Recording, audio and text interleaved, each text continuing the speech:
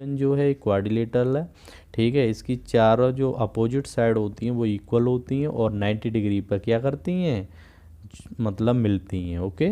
तो इनके ये चारों एंगल 90 डिग्री के होते हैं, ठीक है। अब इसमें आपको पता होना चाहिए कि ये ए बी जो है सी डी के इक्वल होगा और ये B D equal to A सी होगा। तो बी डी क्या होता है, इसको हमेशा हम लेंथ बोलते हैं, ठीक है। इसको लेंथ बोलते हैं जिसे हम एल से रिप्रेजेंट कर सकते हैं, ओके। और इसको हम बोलते हैं ब्रेथ, यानी जिसे हम बी से रिप्रेजेंट करते हैं। एनी प्रॉब्लम यहाँ तक? तो अब आपको अगर इसे शो करना है तो आप लिख सकते हैं कि A B is equal to होगा C D is equal to, जो कितने के गिवन है, एल, ठीक है ना। एल सेंटीमीटर मीटर कुछ भी होगा वो हम यहाँ लिख लेंगे, ठीक है। तो अभी तो मैंने एल ही लिया है विदाउट यूनिट। अब यहाँ पर A C is equal to B D के होगा, ये बात अच्छी तरह समझ रहे हैं। तो बी डी जिसकी चौड़ाई, जिसे हम चौड़ाई बोलते हैं यानी ब्रेथ बोलते हैं, जो कितनी गिवन है, बी, क्लियर। अब जैसे कि मान लो हमें इसका पेरीमीटर, सबसे फर्स्ट नंबर पर पेरीमीटर फाइंड करना है। तो पेरीमीटर कैसे फाइंड करेंगे, पेरीमीटर फाइंड करने के लिए हम क्या करते हैं, ऑल साइड का सम फाइंड करते हैं। जैसे कि A B plus B D plus C D मतलब डी सी और प्लस सी ए, ठीक है ना। तो यानी कि एल और एल दो बार आ रहा है यहाँ पर, मतलब अगर ऐड करेंगे तो ए बी और सी डी भी रहेगा। तो यहाँ पर हम पेरीमीटर जब इसे बोलते हैं, हिंदी में अगर समझना चाहो तो इसे परिमाप बोलते हैं। क्या बोलते हैं, परिमाप, ठीक है। अगर मान लो पेरीमीटर को पी से रिप्रेजेंट करें हम, तो कैसे फाइंड करेंगे, यानी कि आप समझ रहे हैं कि ये 2L हो जाएगा और प्लस 2B हो जाएगा, यानी चौड़ाई दो बार ऐड होगी, क्लियर। तो इसमें हम पेरीमीटर का डायरेक्ट फॉर्मूला याद रख सकते हैं, 2 ब्रैकेट में L प्लस B, ठीक है। जब कभी भी हमें रेक्टेंगल का पेरीमीटर फाइंड करना हो तो हमें क्या करना होगा, जो लेंथ गिवन है और ब्रेथ गिवन है उसको ऐड करेंगे और 2 टाइम्स कर देंगे तो हमें पेरीमीटर मिल जाएगा। सपोज दैट ये लेंथ गिवन है 5 और ये गिवन है 3 सेंटीमीटर में, तो 5 और 3 8 हो जाएगा। 8 का मल्टीप्लाई 2 में करेंगे तो कितना हो जाएगा, 16, यानी इसका पेरीमीटर निकल आएगा 16 सेंटीमीटर, ओके। अब नेक्स्ट देखेंगे कि इसका एरिया कैसे फाइंड करते हैं। यानी कि इसका एरिया फाइंड करने के लिए हमको कुछ नहीं करना है, बस लेंथ का ब्रेथ में मल्टीप्लाई कर देंगे तो हमें इसका एरिया मिल जाएगा। कोई प्रॉब्लम यहाँ तक? अगर लेंथ 5 है और ब्रेथ 3 सेंटीमीटर है तो 5 3 जा 15 सेंटीमीटर स्क्वायर हो जाएगा, क्लियर। एरिया समझ में आ गया। अब हम आपको बताते हैं कि इसका जो विकर्ण होता है, विकर्ण यानी अपोजिट शीर्ष को मिलाने वाली भुजा को हम क्या कहते हैं, विकर्ण कहते हैं, ठीक है।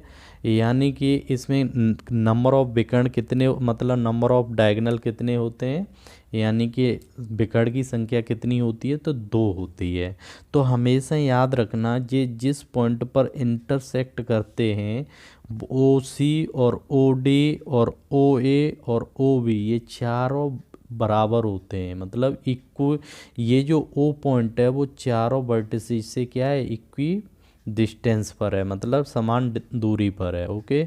अब हमें मान लो कि हमें ये डायगोनल निकालना है, यानी कि विकर्ण फाइंड करना है। तो कैसे फाइंड करेंगे, तो मान लो कि मैं इसको बी सी लेता हूँ, तो B C is equal to क्या लिख सकते हैं, पाइथागोरस थ्योरम आप जानते हो कि 90 डिग्री के सामने की जो साइड होती है उसे हाइपोटेनियस बोलते हैं इसको, और ये परपेंडिकुलर और ये बेस। यानी कि अगर मान लो डायगोनल को मैं डी से रिप्रेजेंट करूं, डायगोनल यानी बी सी बराबर अगर मैं डी ले लूं, इसको डी अगर ले लूं इसको, ठीक है ना, डी, तो ये डी की जो वैल्यू निकल के आएगी, अगर मैं यहाँ पर डी स्क्वायर कर लेता हूँ, ओके, बी सी यानी square equal to D square हो जाएगा, इज इक्वल टू क्या होता है, यानी कि एल स्क्वायर प्लस ब्रेथ का स्क्वायर, ठीक है। डी कैलकुलेट करेंगे तो रूट में क्या हो जाएगा, L square plus B square. तो हमें इसका डायगोनल हम फाइंड कर सकते हैं,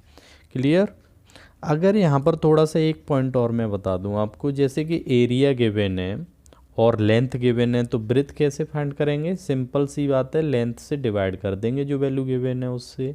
ठीक है, तो हमें उसका रेक्टेंगल का क्या मिल जाएगा, मतलब ब्रेथ मिल जाएगी। अगर ब्रेथ गिवन है तो लेंथ फाइंड कर सकते हैं डिवाइड करने के बाद। क्लियर?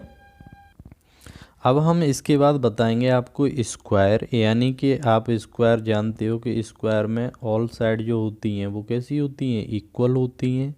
मतलब ये साइड, ये चारों इक्वल होती हैं। ठीक है, अगर मैं इसको नाम दे दूं ए बी और ये सी डी, ठीक है, तो इसमें क्या करेंगे, A B is equal to B D is equal to C D is equal to A C. ठीक है, ये चारों आपस में बराबर होंगी।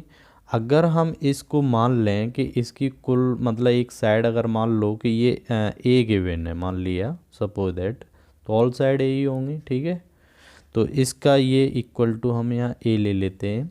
तो जब हम इसका पेरीमीटर फाइंड करेंगे, पेरीमीटर, तो पेरीमीटर कितना हो जाएगा इसका, एक बात याद रखना, ऑल साइड इसमें क्या होती हैं, इक्वल होती हैं। इसके चारों एंगल भी 90 डिग्री के होते हैं, लेकिन इसके जो विकर्ण होते हैं, ये बात आप अच्छी तरीके से याद रखना, ये 90 डिग्री पे क्या करते हैं, इंटरसेक्ट करते हैं। क्या करते हैं, 90 डिग्री पे। ओके, 90 डिग्री पे इंटरसेक्ट करते हैं, और उसमें रेक्टेंगल में ऐसा नहीं होता। इसका पेरीमीटर पी फाइंड करेंगे तो कितना हो जाएगा, 4 बार ऐड करेंगे, ए प्लस ए प्लस ए प्लस ए, यानी कि कितना हो जाएगा, 4 इंटू ए।